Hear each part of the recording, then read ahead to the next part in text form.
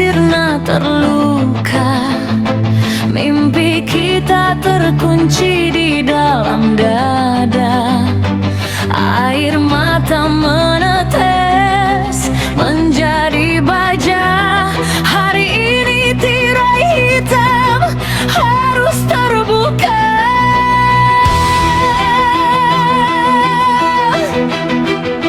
Genggam tangan, jangan lepaskan.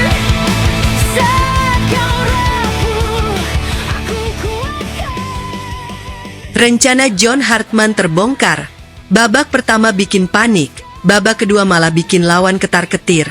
Hayolo, siapa yang masih bilang kemenangan di sepak bola cuma ditentukan sama skuad paling mahal atau pemain paling bintang? Eits, tunggu dulu. Di turnamen sepadat Piala AFF, yang menentukan justru bukan cuma kualitas pemain, tapi juga siapa pelatih yang paling jago membaca pertandingan.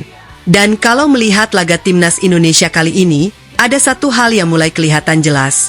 Mungkin semua yang kita lihat memang sudah masuk ke dalam rencana. Serius? Nah, di video kali ini kita bakal bahas kenapa babak pertama yang bikin banyak fans tepok jeda ternyata berubah total jadi pesta gol di babak kedua. Ada apa sebenarnya? Dan kenapa situasi ini justru membuat tekanan berpindah ke kubu Vietnam? Jadi jangan kemana-mana, tonton sampai habis. Kalau jujur ya, babak pertama Indonesia memang belum tampil seperti yang diharapkan. Permainan kurang menggigit, ritme serangan beberapa kali terputus, bahkan banyak pendukung mulai bertanya-tanya, kok mainnya begini? Ya. Tapi justru disitulah letak menariknya. Ketika banyak orang mulai panik, John Hartman terlihat tetap tenang di pinggir lapangan. Seolah-olah beliau sudah tahu apa yang harus dilakukan begitu memasuki babak kedua. Dan benar saja, selepas turun minum, semuanya berubah. Pergantian pemain, perubahan tempo permainan, sampai pendekatan taktik membuat Indonesia tampil jauh lebih agresif. Hasilnya, dalam sekitar 25 menit terakhir, Garuda sukses mencetak 3 gol dan mengubah pertandingan yang sempat terasa sulit menjadi kemenangan yang meyakinkan. Kewap Hison. Usai pertandingan, John Hartman menjelaskan bahwa laga berjalan kurang lebih sesuai prediksi yang sudah disiapkan tim pelatih. Artinya, mereka memang sudah memperkirakan Timor Leste akan memberikan perlawanan yang tidak mudah. Bahkan menurutnya, satu-satunya hal yang mungkin di luar perkiraan hanyalah kartu merah yang terjadi di awal pertandingan. Indonesia tetap menjalankan rencana yang sudah dipersiapkan. Dan kalau melihat bagaimana perubahan permainan di babak kedua, rasanya ucapan itu memang cukup terlihat di lapangan. Kemenangan ini jelas bukan cuma soal tambahan 3 poin. Posisi Indonesia di klasemen menjadi semakin baik, sementara persaingan di grup juga semakin panas. Di saat Indonesia berhasil meraih 2 kemenangan beruntun, hasil pertandingan lain membuat persaingan menuju semifinal semakin menarik. Alhasil, laga berikutnya diprediksi bakal menjadi salah satu pertandingan yang paling dinanti para pecinta sepak bola Asia Tenggara. Naik berkali-kali lipat. Kalau kita lihat 2 pertandingan pertama Indonesia, sebenarnya ada satu pekerjaan rumah yang masih harus dibenahi. Melawan Kamboja, Indonesia tampil luar biasa di babak pertama tetapi menurun setelah jeda. Sedangkan saat menghadapi Timor Leste, justru kebalikannya. Babak pertama kurang meyakinkan, babak kedua malah tampil kesetanan. Artinya apa? Masih ada tantangan soal konsistensi selama 90 menit penuh. Karena menghadapi lawan yang kualitasnya lebih tinggi, kesalahan kecil bisa langsung dihukum. Yang menarik, justru ketahanan mental tim mulai terlihat. Saat permainan belum berjalan sesuai keinginan, para pemain tidak panik. Mereka tetap sabar, tetap disiplin, lalu memanfaatkan momentum ketika kesempatan datang. Inilah yang sering membedakan tim bagus dengan tim yang benar-benar siap menjadi penantang gelar. Di sisi lain, atmosfer persaingan di kawasan Asia Tenggara juga semakin panas. Berbagai komentar dari media maupun pengamat membuat pertandingan berikutnya terasa semakin seru untuk dinantikan. Namun pada akhirnya, sepak bola selalu punya satu aturan sederhana. Yang menentukan bukan komentar, bukan juga perdebatan di media sosial, melainkan apa yang terjadi selama 90 menit di atas lapangan. Kong Hitu. Sementara itu, beberapa pemain Indonesia juga mulai mencuri perhatian. Tom Hayek kembali menunjukkan kualitasnya sebagai pengatur permainan. Visinya, umpan-umpannya, sampai kontribusinya dalam membangun serangan membuat lini tengah Indonesia tampil lebih hidup. Sedangkan Mitchell Baker terus menjadi sorotan berkat ketajamannya. Di usia yang masih sangat muda, ia mampu memanfaatkan peluang dengan sangat baik dan menunjukkan naluri mencetak gol yang luar biasa. Kalau perkembangan mereka terus seperti ini, Indonesia jelas punya modal yang menarik untuk melangkah lebih jauh. Nah, sekarang semua mata tertuju ke pertandingan berikutnya. Tekanan pasti ada, ekspektasi juga semakin tinggi. Tetapi justru dalam situasi seperti inilah karakter sebuah tim akan benar-benar diuji. Apakah Indonesia mampu menjaga konsistensi? Apakah strategi John Hartman kembali berjalan sesuai rencana? Atau justru akan muncul kejutan baru? Kita tunggu saja. Karena seperti kata pepatah, tekanan bisa melahirkan tim yang semakin kuat. Dan sejauh ini, Garuda justru terlihat semakin percaya diri setiap kali mendapat tantangan. Penyetop. Kalau menurut kalian gimana?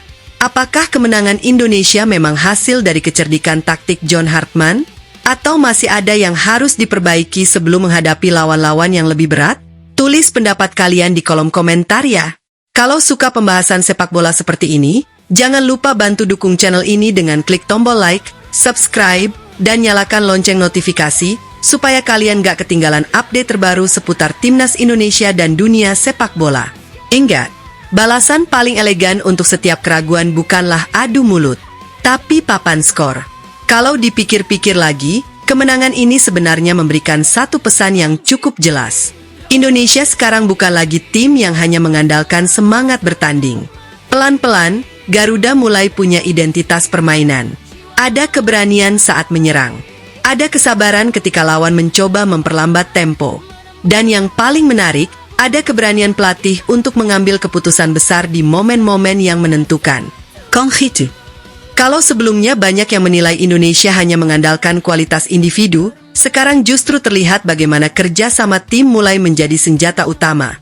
Setiap pergantian pemain bukan sekadar mengganti tenaga yang mulai habis, tapi benar-benar menjadi bagian dari strategi. Makanya tidak heran kalau babak kedua terasa seperti pertandingan yang benar-benar berbeda. Yang tadinya banyak peluang mentok, tiba-tiba serangan Indonesia mengalir deras. Yang tadinya lawan masih nyaman menguasai permainan, perlahan mulai tertekan. Dan saat momentum sudah berpihak, boom! Gol demi gol akhirnya datang. Akom. Kalau bicara soal mental, ini juga jadi salah satu poin yang layak diapresiasi. Bayangkan, tidak semua tim bisa tetap tenang setelah menjalani babak pertama yang kurang maksimal. Banyak tim justru panik, buru-buru menyerang. Akhirnya kehilangan keseimbangan. Tapi Indonesia memilih cara berbeda. Tetap sabar, tetap disiplin, menunggu momen yang tepat. Dan ketika kesempatan itu muncul, langsung dihajar habis-habisan. Nah, kalau seperti ini terus, lawan jelas tidak bisa lagi menganggap remeh Garuda. Kewapisan. Yang bikin pertandingan berikutnya makin menarik adalah tekanan kini ada di semua pihak. Supporter tentu berharap performa Indonesia semakin konsisten. Sementara lawan juga pasti datang dengan persiapan yang lebih matang. Karena mereka tahu, kalau lengah sedikit saja, Indonesia bisa menghukum kapan saja. Sepak bola memang seperti itu. Kadang bukan soal siapa yang paling banyak menguasai bola. Bukan juga siapa yang paling sering menyerang. Tapi siapa yang paling efektif memanfaatkan kesempatan. Dan Indonesia berhasil menunjukkan hal itu. Di media sosial sendiri, perdebatan antar pendukung sudah mulai ramai. Ada yang optimistis, ada yang masih ragu, ada juga yang memilih menunggu pertandingan berikutnya sebelum memberikan penilaian. Wajar saja, namanya juga sepak bola. Selalu ada dua kubu, selalu ada pro dan kontra. Tapi justru disitulah serunya. Selama semuanya tetap sportif, perbedaan pendapat adalah bagian dari indahnya sepak bola. Konghitu. Satu hal yang tidak bisa dipungkiri, perjalanan Indonesia di turnamen ini masih panjang. Masih ada tantangan yang lebih besar. Masih ada lawan yang kualitasnya lebih tinggi. Masih ada pertandingan yang menguras fisik dan mental. Jadi, kemenangan ini memang layak dirayakan. Tetapi jangan sampai membuat semua orang terlena, karena turnamen belum selesai. Masih banyak pekerjaan yang harus dibereskan. terutama soal konsistensi permainan selama 90 menit penuh. Kalau itu bisa diperbaiki, bukan tidak mungkin Indonesia bakal menjadi salah satu tim yang paling merepotkan di turnamen ini. Iya, Kom. Nah, sekarang giliran kalian. Menurut kalian, apa faktor terbesar di balik perubahan permainan Indonesia di babak kedua? Apakah karena strategi pelatih, pergantian pemain, atau memang mental para pemain yang semakin matang? Tulis jawaban kalian di kolom komentar. Siapa tahu pendapat kalian kita bahas di video selanjutnya.